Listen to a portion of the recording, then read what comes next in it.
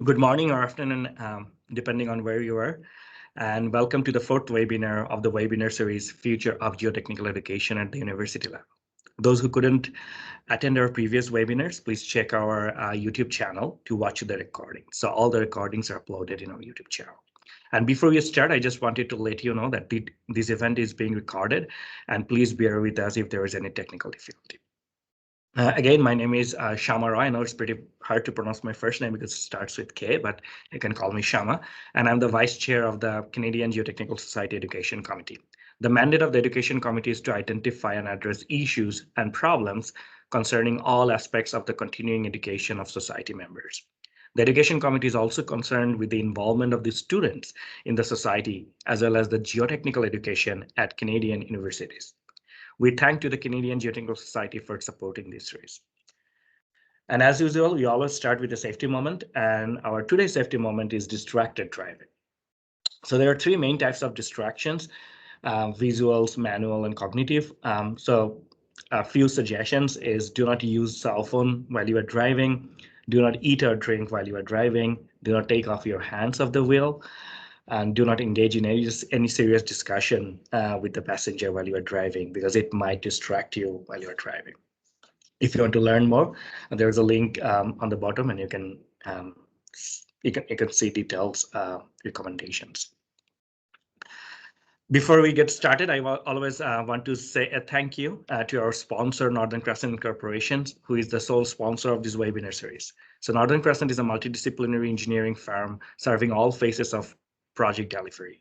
Their journey began in 2010 with a focused vision to provide engineering services to a wide range of clients. Having built on a solid reputation, the industrial base now broadened to include multidisciplinary engineering, including geotechnical engineering, support for oil and gas facilities, chemical plants, fertilizer plants, industrial and residential buildings. They have a strong research and development team who are collaborating with several universities on very interesting geotechnical projects.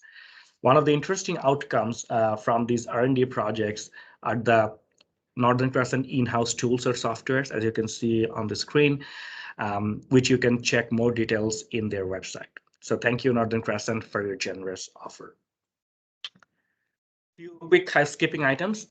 We are on the YouTube channel. To date, we have 223 subscribers with almost 3,000 views to date. So if you haven't checked those out, please check our YouTube channel. This event is being recorded, and the recording will be uploaded to our YouTube channel as well. PDF copy of the presentation slides will be made available to the attendees upon request. So if you really want to have a copy of the slides, please reach out to us or our presenter directly. And if you have any questions regarding the talk, there will be a short moderated questions session after the talk and also in between the talks. So please type your questions into the chat box so that we can ask the questions to our presenter. And now there's a quick short 2 minutes video from the Canadian Geotechnical Society, and then we'll introduce our speaker.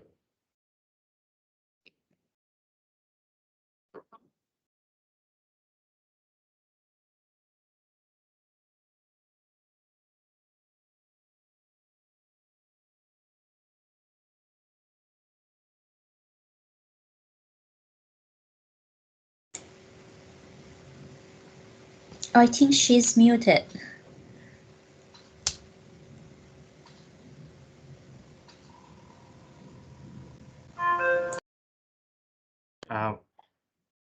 Puneet, you don't hear the voice?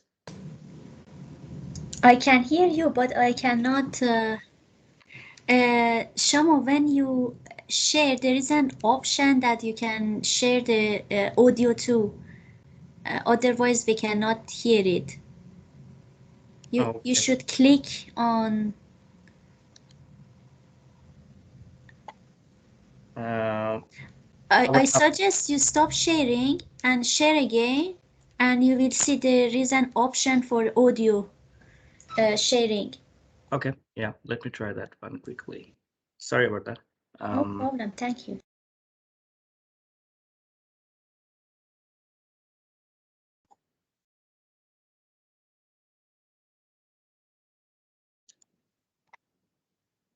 Knowledge and the creation of opportunities to exchange It works. Thank you very much. Awesome.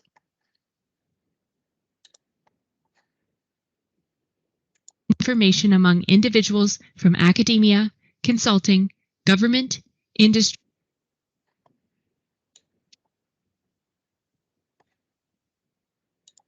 and various providers of geotechnical related products and services.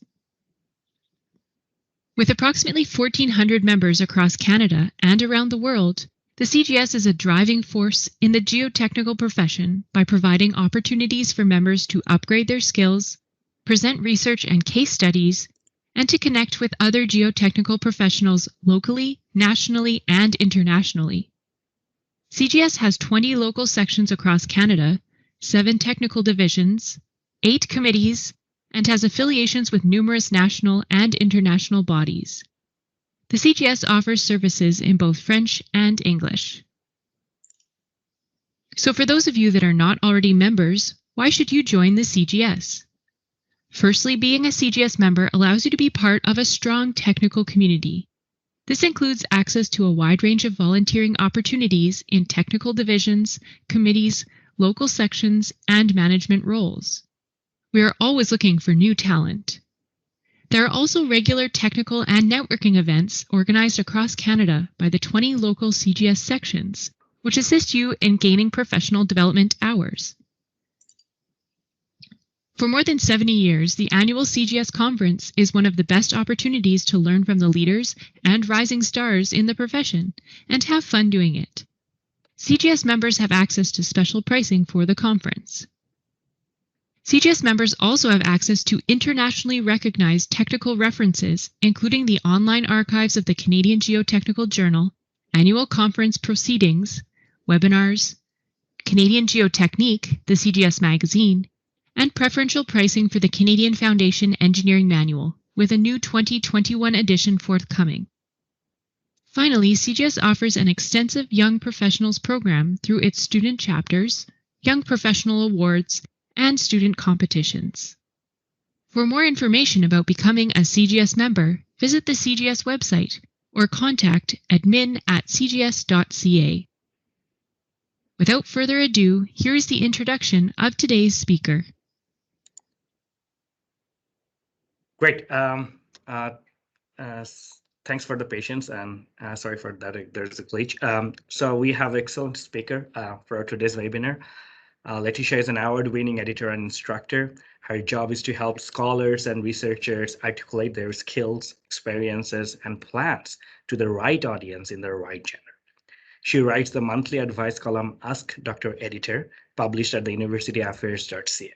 With that, Letitia, the stage is yours. Thank you. Thank you for having me. I'm just going to share my screen here.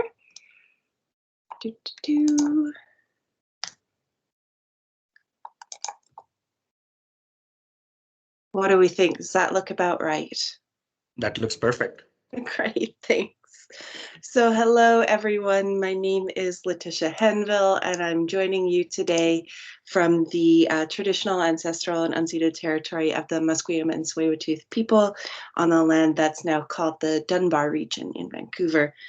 I am, as Shama said, a freelance academic editor with a PhD in poetry. And for the past 5 years, I've been working one-on-one with academics through my business, which is called Writing Short is Hard. I help academics to communicate effectively to an audience of your peers. I am probably best known, as Shama mentioned, for the monthly academic writing advice column that I publish in University Affairs, which is called Ask Dr. Editor, where I pull from both research literature and editing best practices to answer a new question each month about some aspect of academic writing. So, yes, if I get any particularly juicy questions today, I may end up wanting to elaborate on those in a future column as we tell our students, if you have a question, chances are other people have that question too. So I'd like to share the knowledge around. As an editor, My expertise is in the humanities, social sciences, education, and health sciences. So you rock and soil people are a little bit outside of my usual scope of work. But when Dr. McGool asked me to speak with you about writing about teaching and training, I couldn't say no. Teaching well is an undervalued skill in much of academia. Teaching well requires not just knowing your field, but also knowing how to share key information in a way that it can be understood, remembered, and applied across contexts. It's work that takes time, takes concentrated effort, and can even take a physical and emotional toll, as those of you who've been working with struggling students online over the past year will already know very well. But because of the size of the institutions in which many of us work, academics are often not judged on their ability to create compelling syllabi or assessments, or to provide useful feedback. Instead, you're judged on how you communicate about your teaching in documents that many people don't have a lot of practice in writing. If an observation of your teaching is part of your promotion and tenure dossier, then it's often an observation of one lecture in one course in one section out of all of the many years of which you've been teaching. And even then, it's not the observation itself that is assessed. Rather, it's the letter of support that was written by the observer that becomes a part of your dossier. So what is being assessed is how well your teaching is described in writing. My goal in today's webinar is to give you an overview of some of the key things that I look for when I edit these two kinds of important documents: the promotion and tenure dossier and the grant application. When we focus on the promotion and tenure dossier, I'm going to be focusing specifically about the statement of teaching philosophy and the appendices in which you provide materials and data to support the claims you make in your teaching statement. And when we move over to the grant application, I'm going to focus on NSERC's Discovery Grant, HQP training plan, and past contributions to HQP training components. And because that is quite a bit of information to fit into the remaining 45 minutes of our time together, I want to refer you to the training section of my website for links to all of the references and resources that I'll cite today. I've also put a copy of my slides over there at shortishhard.com/training. So let's start with the promotion and tenure dossier and the teaching focus parts of that big document.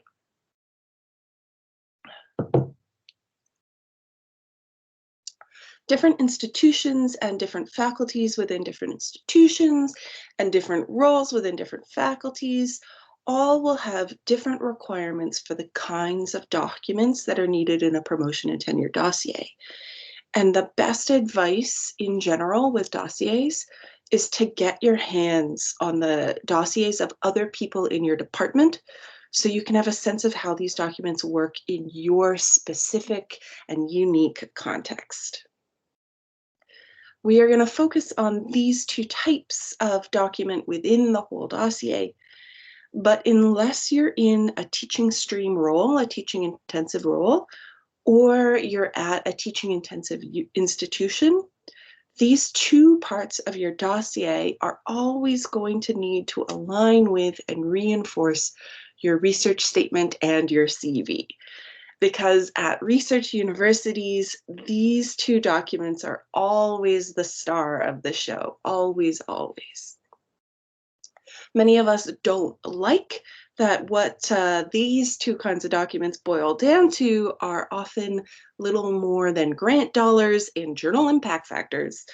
But in my opinion, the dossier is not the best place to begin to try to reform the academy and come up with better systems for assessing impact. Instead, I am a pragmatist who says, go get your tenure and then you can fight the good fight, please and thank you. So teaching statement and the appendices to your dossier should align with your research statement and your CV. What does that mean in practice? Let's start with the teaching statement. The main question that I see is sitting at the heart of your teaching statement is, how do students learn in the context of your courses, your department, your institution, and your disciplinary norms? This is not a straightforward question to answer in and of itself, so we can ask a ton of smaller, simpler questions. What do your classrooms look like? How do you assess your students? Do you teach big or small classes? Do your classrooms or assessments change as their students progress? When you're designing a new course, what's that like? What methods are foundational to your students? What do your students need to be able to do? What kinds of work do they produce? All of these smaller questions are leading towards one bigger question, which is, what assumptions have you made about how your students learn? Because presumably, if you're going to have your students do problem sets, then there must be something about practicing applying a theory in a range of similar contexts that helps students to learn that theory. If you're having students work in groups to create a novel solution to a real-world problem, then you must be assuming that there's something in that process of coming together to examine and analyze a problem and then test a solution to that problem that somehow helps students to gain understanding and ultimately to learn. If you're having students do field work, then you must think that going out into the field and engaging in hands-on data collection and performing an analysis of the data set that you yourself have collected gives students a form of understanding that they otherwise wouldn't acquire. You can think about these examples or ideas in contrast to something like a discipline that relies on students performing experiments in a lab. In a lab setting, students might perform the same set of experiments on the same set of materials year after year after year. And in that kind of discipline, students have to learn by mastering a process in which a specific outcome might be predetermined. And if they don't achieve that specific outcome, they might have to redo and redo the experiment until they're able to generate the expected result. People who teach in that kind of discipline believe something about how people learn to do that kind of work in a way that's different from somebody who assigns the kind of small group assignment where students have to design an air gun to fire potatoes, or whatever it is you guys do in geotechnical engineering and geosciences. The activities that you do and that your students do in your classes reveal something about how you believe they learn. It reveals something about what the process of learning is. And that's what I want you to be able to articulate in your teaching statement. A common problem that I see in teaching statements is that people really only stay on the level of these more surface questions, that people describe the activities that they do in lectures to keep students from falling asleep. And that definitely can be part of your teaching statement. But if you only stay at that level, it is going to be hard for you to show that your teaching is aligned with your research and your scholarship. Because remember, this teaching statement is meant to be reinforcing your research statement and your CV. And if you only engage on this more superficial level, it's going to be hard for you to do that alignment. If, on the other hand, you are able to engage with this question about the assumptions you've made about how your students learn, then it's going to be much easier for you to talk about what it means for a student to be an emerging geologist or geotechnical engineer or geoscientist. So I want you to write about how students learn to do the things that get done in geoscience and geotechnical engineering. If you're able to talk about how they learn in the context of your classes, it is going to be much, much easier for you to connect those concepts to your research statement than it would be if you just wrote about how you lecture and how you encourage participation.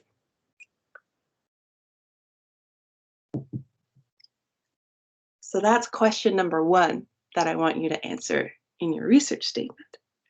And question number 2 is, how do you know? How do you know that they're learning?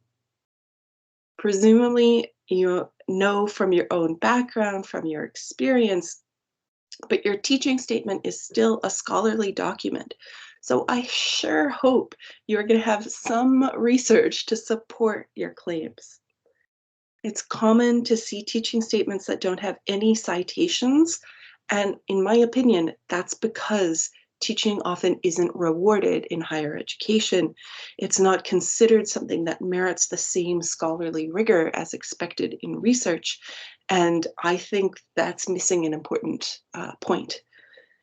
If you are in a teaching intensive role or at a teaching intensive institution, or if you are applying to work in academia, but even if you're simply applying for tenure or for promotion, I really want you to have some evidence to support your claim that the teaching strategies that you're using actually work. If you say something like, I use backwards design to design my courses. I start with the outcomes that I want my students to achieve, and then I work backwards to develop activities and assessments that build towards those outcomes. If that's what you say, then you are engaging with the ideas of Grant Wiggins and Jay McTeague as they're discussed in this apparently quite pixelated image of the cover of the book, Understanding by Design. Please check this book out. Please consider citing it. It has over 11,000 citations in Google Scholar. It's a well-respected work. I've put a link to it over at shortisthard.com/training. 2 other books that I am also happy to recommend you look into, because I bet that you probably already do some of the teaching strategies that are recommended in these books. And these books can give you the research and the credibility that you need to support your claim that those strategies work. These books are Small Teaching, Everyday Lessons from the Science of Learning by James M. Lang, and Improving How Universities Teach Science, Lessons from the Science Education Initiative by Carl Wyman. Wyman, I think, is a Nobel Prize winner, and Improving How Universities Teach Science is based on the work that he did at the University of British Columbia. I want you to be able to substantiate your claims that the teaching strategies that you use, your activities, your assessments, your techniques for keeping students awake in your lectures, that these teaching strategies are effective. And so you should cite some authoritative sources. And if you do these 2 things, my hope is that you'll be positioned to write a teaching statement that describes how students learn to do the kinds of things that you do. Learn how to be a student of your discipline, your field, even your subfield, and there is the connection to your CV and research statement. I talk a lot more about teaching statements in a 2018 article from my column. It is called How to Write a Statement of Teaching Philosophy That Shines. And you can find it along with the citations for the books that I just spoke about over at shortisthard.com/training. Shama, I should probably pause at this point and ask if there are any questions that have come up so far in the chat. Yeah, thanks, Letitia. I think I'm already enjoying the presentation and the talk, and we actually got a lot of questions, although it came through like personal message. I think I will ask probably like 2 of them. because those are related to what you have talked. So can you comment on the CV section? So you mentioned that there's a statement of teaching that you mainly talked about. Should, like someone who is applying for a faculty position, should they relate that statement of teaching to their CVs as well, or maybe like putting a section in the CV for the teaching that they can relate back to the statement of teaching, or any comment on that? Yeah, I think you should. This is obviously Letitia's opinion, and you need to talk, if you're applying for jobs, you need to talk to your mentor or supervisor to know what's best in your disciplinary context. But I believe that, especially with COVID, academic teaching positions have, or academic jobs in general, teaching or research intensive, have become so much more competitive. So if you can show not only am I an excellent researcher, but I'm also a really great teacher too, and the teaching activities that I do simply reinforce and make me a better researcher, then yes, I want those in your CV. So while you're in graduate studies or postdoc, if you can do anything related to the Scholarship of Teaching and Learning, SOTL, Scholarship of Teaching and Learning, if you can fit that in without adding too much time to your degree or taking too much away from your research, SOTL, Scholarship of Teaching and Learning, is the most research-like and highest prestige type of work that you can do in teaching. But simply to say, like, I apply the things from my subdiscipline in my teaching are things that I would like you to do. I think that this article, How to Write a Statement of Teaching Philosophy That Shines, might be helpful to you. Awesome. Thank you for that. And the second question that I got is like, what's your idea to include kind of personal experience in the statement of teaching? Does it really helpful? I think it depends, and I think you would need somebody to give you individualized feedback on that. I tend not to do it. I tend to take it out. And the reason why I tend to take it out is because this is, you know, a scholarly document, and you want it to be focused on the scholarly approach to teaching. Unless there's something that really works in your specific context. For example, maybe you failed the first year course that you're now teaching. Maybe that could work, but in general, I wouldn't advise it as a strategy. Awesome, perfect. I have the last question that is related to what you have already talked. Like, what's in your opinion, how long should be the statement of teaching? Oh, great question. I did forget to say that. 2 different lengths. If you are applying for academic jobs, it's 1 to 2 pages. If you already have an academic job and you're applying for tenure or promotion, it's 3 to 5 pages. And the reason why it's longer is because you're integrating more examples, because the teaching statement then is a part of your dossier, and you're like referring to specific parts of your appendices, you know, as Appendix K demonstrates, you know, see page 62. So it's longer when you're applying for promotion or for tenure. Awesome, thank you. I think that's all I have for now. Okay, we can save some time at the end as well for more questions if we want. So having just spoken about the teaching statement, let's touch briefly on those appendices that I just mentioned. Depending on your institution and your department, your appendices may include all kinds of different documents. I've listed some examples here, and I'm going to have a drink of water while you read them.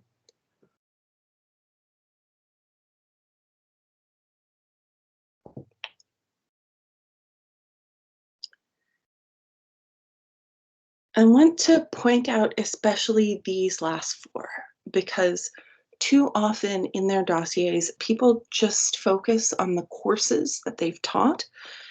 But again, and this is depending on your department and your institution, I don't really see a reason why you couldn't point to successes outside of the classroom, from former grad students who've received prestigious postdocs to evaluations from continuing professional development workshops that you've taught for practicing engineers, or work that you've done behind the scenes in your department to make sure that all students who graduate from your program meet the standards expected in industry. So I encourage you to think broadly and expansively about the many different kinds of evidence you might want to point to show that you're good at teaching others. Let's imagine that these 16 icons represent the full set of all your teaching evaluations, all of your student evaluations of teaching from the past 5 years. Again, check this with your institution, but I wouldn't simply advise sticking a cover page on these student evaluations, writing Appendix A on that cover, and then moving on. When I work with researchers on their tenure and promotion documents, I usually write around 100 to 150 words on that cover page, highlighting for the reader what they'll notice if they attend carefully to the trajectory that can be seen across the evaluations. What story do you want that set of data to tell? Is it a story of improvement over time? Is it a story of consistently outperforming other instructors in the same department? Or is it a story that includes teaching the single most disliked lecture course in the whole department? A course that students always gave low scores to before you ever even showed up.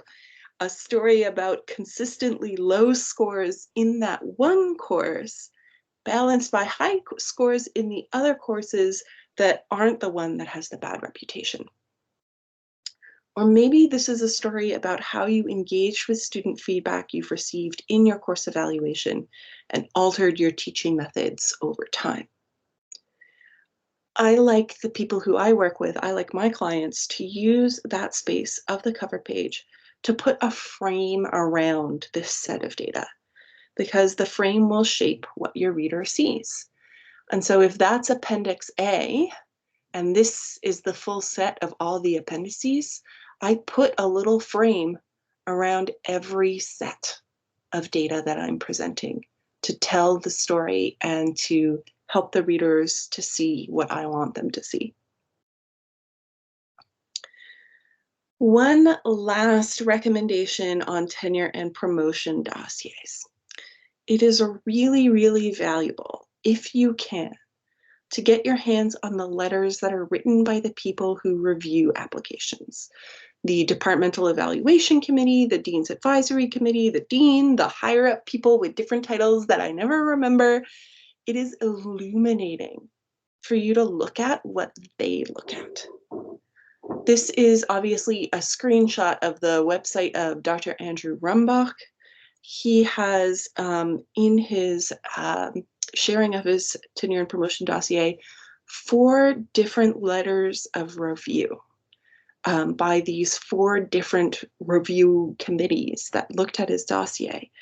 And if you can look at the letters that were written about your colleagues' promotion and tenure dossiers, if you can look at those as you prepare your own dossier, that is incredibly valuable information for you to get your hands on. I can't recommend it highly enough. It will help you to write the kind of story that these readers want to read. Again, I've got more on this topic in my column, specifically this piece from last year, how to write persuasively in promotion and tenure documents. And the link for that is over at shortastheart.com/training. I do have a little pause for questions here, just before we move on to talking about how you write about trainees and grant applications. Sounds great. Letitia, we don't have any specific question at that moment. We have some questions that are more directed, like how you work. Probably we can leave it for the end of the talk. Sure, yeah. And we can leave that for the end of the talk. That sounds good. Thank you. Okay, let's move on to grant applications and how you write about HQP training. And for this section, I'm going to focus specifically on the NSERC Discovery Grant, but I have to give the massive caveat and the massive warning at this point that I am not a representative of NSERC. I do not speak with the authority of NSERC. I am using the Discovery Grant as a for example, but this is my huge disclaimer saying everything that I say, you should verify it with the NSERC website. You can email the program officers. They are the ultimate authority.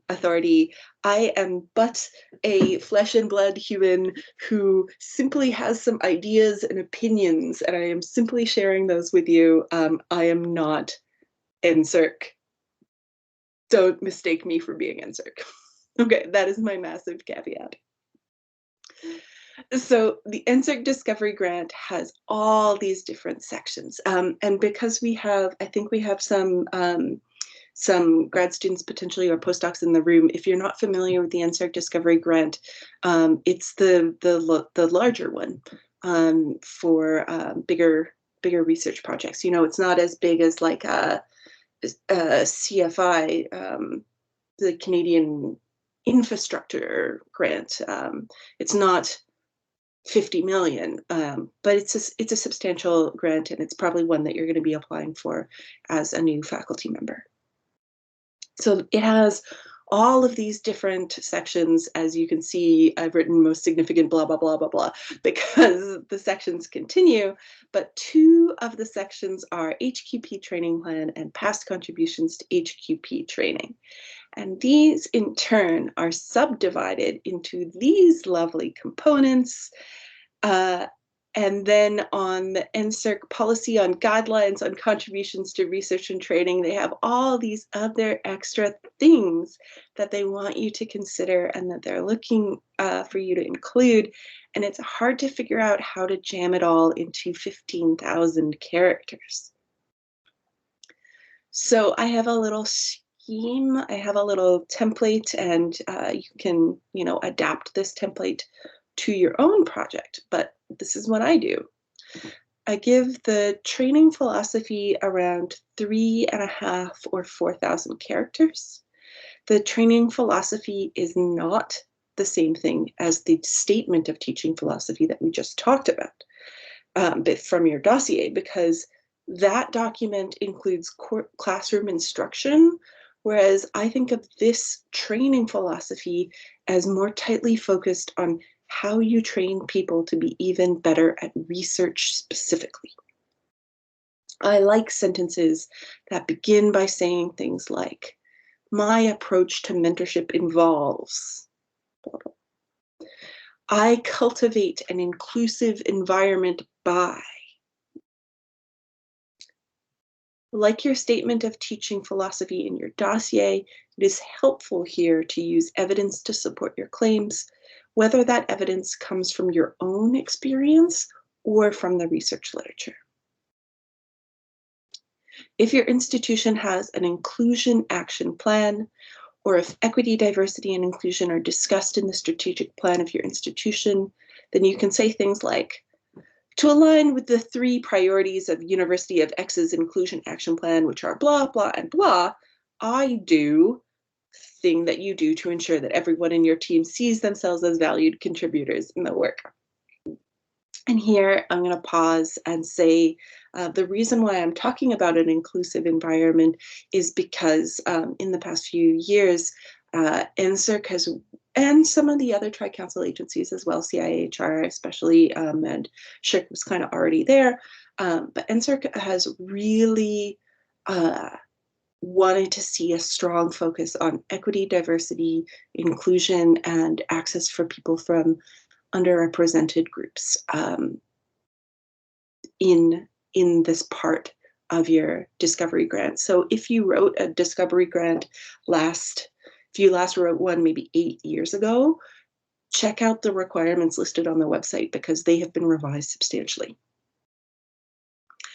Again, citations are generally an asset in your training philosophy.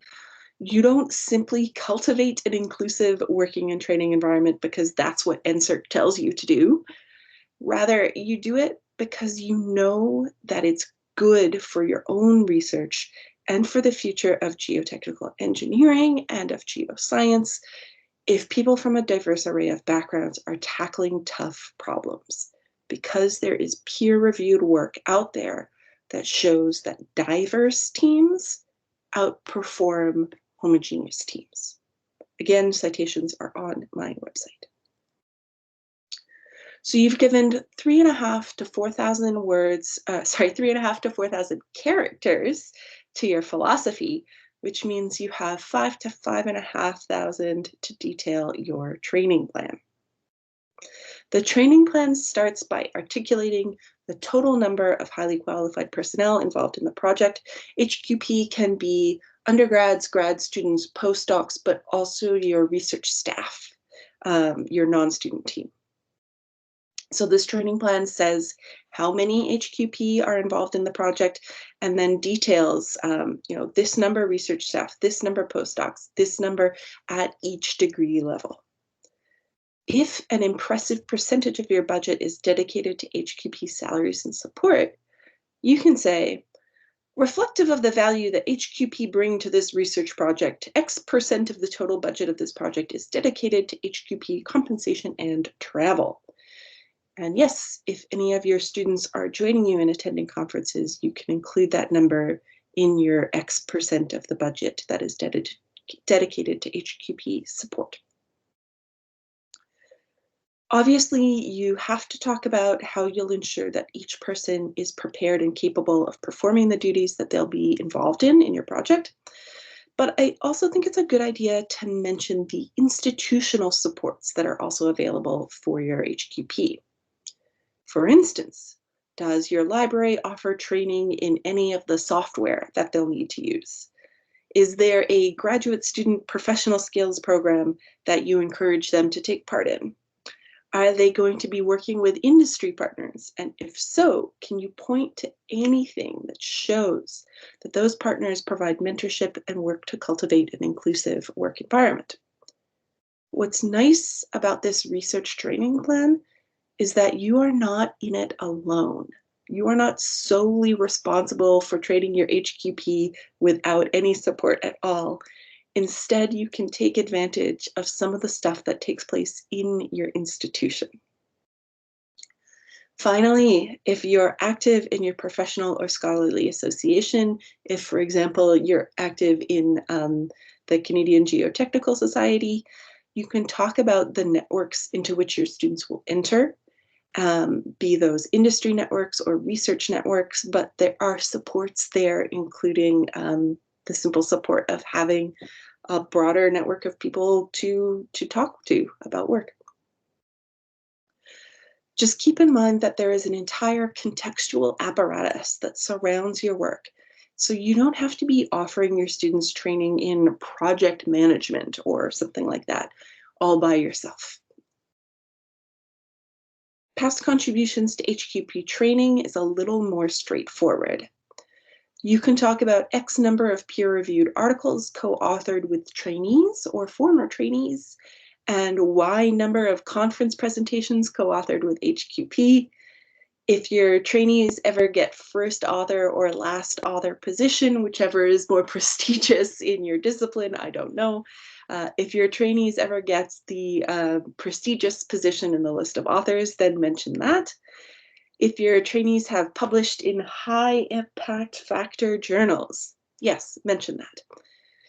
You've received $1,000 of research funds in the past years in which former trainees have been co-applicants, or maybe your former trainees now have research positions at other institutions and they can tell you how many thousands of dollars of research funding they've raked in during the last 6 years. I have never actually seen anybody do that, but I think it would be cool if somebody did do that someday. The training environment involves both the physical place, like your space on campus, but also your work culture. Maybe you sometimes share your own drafts in the weekly meetings of the work in progress writing group to demystify the writing process and help students to understand that the publications they read are not exactly reflective of the writing and research process. Maybe you have a journal article reading club to help students to keep on top of emerging trends in the literature so that they can come to learn that yours is an environment in which innovative thinking is valued. I'm giving those kinds of examples because I'm operating on the assumption that you already know to say, my trainees have access to X hundred square feet of research space, including Y desktop terminals with said software. Again, NSERC is really, really clear and explicit in saying that they want to know that you're creating an inclusive working environment for a diverse student population, especially for students from groups that are traditionally underrepresented in your discipline. Maybe having an inclusive working environment means that you have dedicated physical space for prayer. And if you do that, great. Maybe having an inclusive working environment means that everyone participates in workshops on anti-racism and intersectionality. That's fine if you do those workshops, but it is more substantial to talk about how you cultivate an environment that allows students to be themselves as humans and scholars. So talk about how you foster a working environment in which diverse perspectives on the project are heard and valued. That way, everyone, all your HQP, they know that they're in the room because of their thoughts and their brains. And that's what an inclusive work culture is really looking for. It's not anti-racism workshops. It's everyone being heard and valued, even if they're bringing something different. It's their thoughts and their brains. Diversity of people and perspectives, equity of access to opportunities, and inclusivity in approaches to the work. This is what you're aiming for. HQP awards and research contributions. Since you'll have already given the overarching numbers of co-authored publications and presentations, I like to use this section to brag about awards and research contributions by current students as well as former trainees. For instance, your postdoc from a few years back was admitted as a fellow of Fancy Studies Society 2 years ago. You can include that. I want you to say how many thousands of dollars in NSERC or provincial funding your HQP have been awarded in the past 6 years. But I also want you to follow your alumni, follow your former students, keep in touch with them, keep them in your network, and celebrate their successes here, because those point to the quality of the work that you've done. You're working with them while they're highly qualified personnel, and then when they go on to become established researchers in their own right, you've been involved in that process and you can brag about that. Final section, outcomes and skills. Again, your former trainees are a help here because maybe one of these folks has just landed a position as a senior policy analyst at Natural Resources Canada. The master's student who graduated in 2017 has now achieved candidacy in their PhD program at MIT. It's nice when you can say that former students have started businesses that leverage the skills they've developed in your program, but it's also nice to say when they've worked on important committees, when they're contributing to improved policy, or when they've gone on to other institutions or countries to continue research work. Shama, any questions at this point? Yes, Letitia, I think we got like several questions. Okay. So the first one is, I really like this one. So how can we fit all these that you mentioned in 9,000 words? Do we have time for my favorite piece of advice to make your writing more dense and efficient? Do we have time for that? Can we take this interlude? I'm going to carve out 5 minutes to talk about an editing strategy to make your writing more dense and efficient. I have a few different strategies that I use to tighten up writing. This one is my favorite. My favorite tip to make your writing more dense and efficient is to use the find function in your word processor and look for the word is. The word is often a symptom of baggy, drafty writing. Here's an example sentence. The current focus of the medical profession is disease prevention. Okay, we know it has is in it. So we're trying to cut that word is. And what we do is we look at the words that already are in the sentence. We try to find a new verb. Shama, I'm going to pick on you. We're trying to find a new verb. So you take a word that's already in the sentence and we turn it into a verb that we can use to replace is. Is anything coming up in the chat? Focus. Yes. Currently, the medical profession focuses on disease prevention. 8 words, 20% shorter. Our intention is to perform an audit of the records of the program. Okay, here I'm going to take over because we could look for a new verb and we could just say something like, oh, we intend to perform an audit of the records of the program. 12 words, it's 1 word shorter. Okay, that's fine. 1 word shorter is nice. I'll take it. But it's not just the word is that's the problem here. Remember, is a symptom of baggy, drafty writing. And so it's not like we're just trying to target the word is. We're not just trying to isolate that one verb. Instead, we look at the sentence as a whole and we say, there's a symptom of a larger problem here, and let's revise the entire sentence. We will audit the program's records. Went from 13 words to 6, 46% shorter. So is itself is not the problem. I want you to control F for is and look on the words around it and use is to guide you on the places where you can focus your edits. And then you do the same for was, are, and were. And that can cut usually 10 to 15% of your word count just with that one trick. So is, was, are, were, cut them as much as possible, see them as a symptom of loose and baggy writing, and that can make your writing more efficient. Well-timed question. It's like we practiced that, but we actually didn't. Yeah, exactly. The next question we have, like, when you were discussing about the HQP training plan, should we include something like we recommended our students in attending webinars like these? Can this be like available adding in that plan? Yeah. So in University of X, our students have access to training with titles such as blah, blah, blah, blah, blah, as well through CGS. Students are encouraged to attend lectures with blah, blah, blah, blah, blah. The idea is that the webinars or the training that your students are attending will help them to perform the work in your project. So often things like project management, time management, and yeah, writing. Great, thank you. I think the last question I have for now is like writing paper with the past students. Is it considered valuable or giving additional benefits? Oh, yes. Writing papers with past students. So in your contributions to HQP training, I would definitely highlight